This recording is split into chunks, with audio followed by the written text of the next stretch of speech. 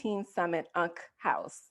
So we're going to use this as a time for us to kind of get away to talk about those uncomfortable conversations, away from all the judgments, all the like things that we may not want to talk about around other people, and that this is just our own space. So Ms. Tsilala, tell us a little bit about the UNCK House, and then we'll use that as a way to talk about our uncomfortable conversations. You hear she's loving going. Yeah, I am. Having a blast. Great. So the UNCK House is our tool that we have created at UNCK for getting comfortable with uncomfortable conversations. So just envision a house. You've got your entranceway, your hallway, your foyer, whatever you call it. You got your kitchen, you got your basement, you got your attic, you got your study. Maybe you have a chimney if you're lucky. Sometimes I don't.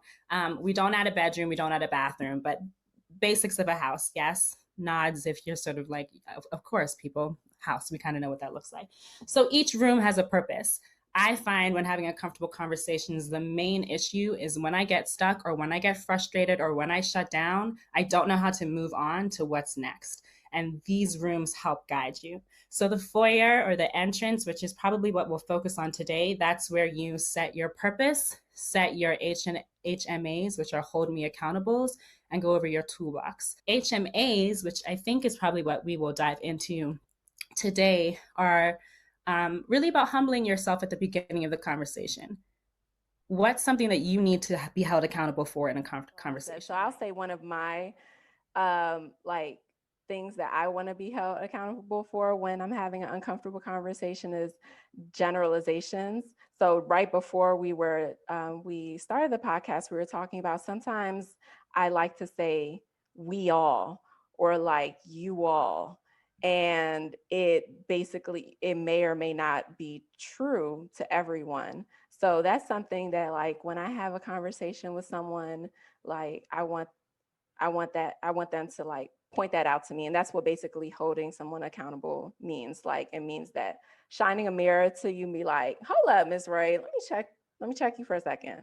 So based off of like me and Ms. Tsilala's examples, what are some other things that you all think that you kind of like do that kind of prevents you from like having a real conversation with people? Let's start. Jordan, go ahead.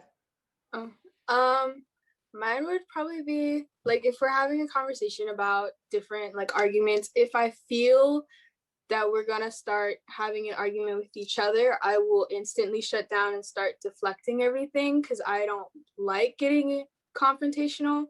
I don't like getting into arguments, so I will like immediately try to change the subject as quick as possible before we even get into what may or may not be an argument.